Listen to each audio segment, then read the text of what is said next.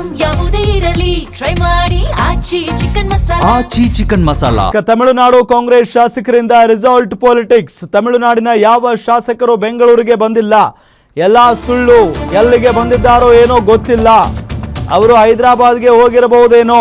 High command ಹೇಳಿದ್ರೆ ನಾನು ಕೇಳ್ತೀನಿ, ಇದು ಪಕ್ಷದ ನಿರ್ಧಾರ, ಇದರ ಬಗ್ಗೆ ನನಗೆ ಏನೂ ಗೊತ್ತಿಲ್ಲ ಅಂತ ಡಿ.ಕೆ. ಶಿವಕುಮಾರ್ ಹೇಳಿಕೆಯನ್ನ ಕೊಟ್ಟಿದ್ದಾರೆ. ಈಗ ತಮಿಳುನಾಡು ರಾಜಕಾರಣದಲ್ಲಿ ರೆಸಾರ್ಟ್ ಪಾಲಿಟಿಕ್ಸ್ ನಡೀತಾ ಇದೆ.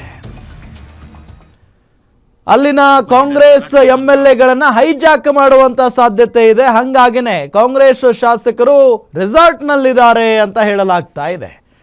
ಹಾಗಾಗಿನೇ ಡಿ.ಕೆ. ಶಿವಕುಮಾರ್ ಏನಾದರೂ ಇದರಲ್ಲಿದ್ದಾರಾ ಅಥವಾ ಅವರೇ ಏನಾದರೂ ಬಚಾವ್ ಮಾಡ್ತಾ ಇದ್ದಾರಾ, ರೆಸಾರ್ಟ್ನಲ್ಲಿ ಇಟ್ಟಿದ್ದಾರಾ ಕಾಂಗ್ರೆಸ್ ಶಾಸಕರನ್ನ ಅಂತ ಕೇಳಿದರೆ, ಇಲ್ಲ ನನಗೇನೂ ಗೊತ್ತಿಲ್ಲ, ಇದ್ರ ಬಗ್ಗೆ ಯಾರು ಕೂಡ ಬೆಂಗಳೂರಿಗೆ ಬಂದಿಲ್ಲ, ಎಲ್ಲ ಸುಳ್ಳು, ಎಲ್ಲಿಗೆ ಹೋಗಿದ್ದಾರೋ ಏನೋ ನನಗೆ ಗೊತ್ತಿಲ್ಲ ಅಂತ ಮಾತಾಡಿದ್ದಾರೆ.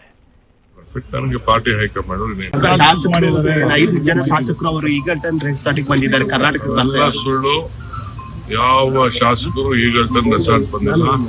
I am not aware of it. ನನಗೆ ನಾನು ಹೇಳಿದ್ರೆ ಬೇರೆ ವಿಚಾರ ನಾನು ಖಂಡಿತ ಹೇಳ್ತೀನಿ.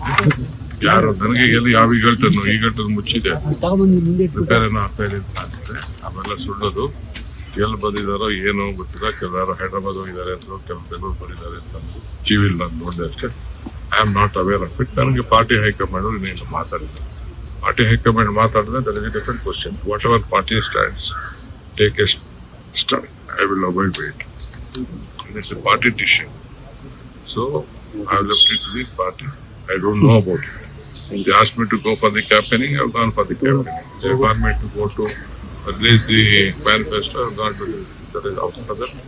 No one is in touch. Tamil Nadu ಕ್ಷಣ ಕ್ಷಣಕ್ಕೂ ವಾತಾವರಣ ಬದಲಾಗ್ತಿದೆ. ಕೆಲವರು ಸಪೋರ್ಟ್ ಮಾಡ್ತಿದ್ದಾರೆ, ಆಮೇಲೆ ಇಲ್ಲ ಅಂತ ಹೇಳ್ತಾ ಇದ್ದಾರೆ. ನನಗೆ I am not aware of it. ನನಗೇನೋ ಅಷ್ಟು ಮಾಹಿತಿ ನನಗೆ ಇಲ್ಲ.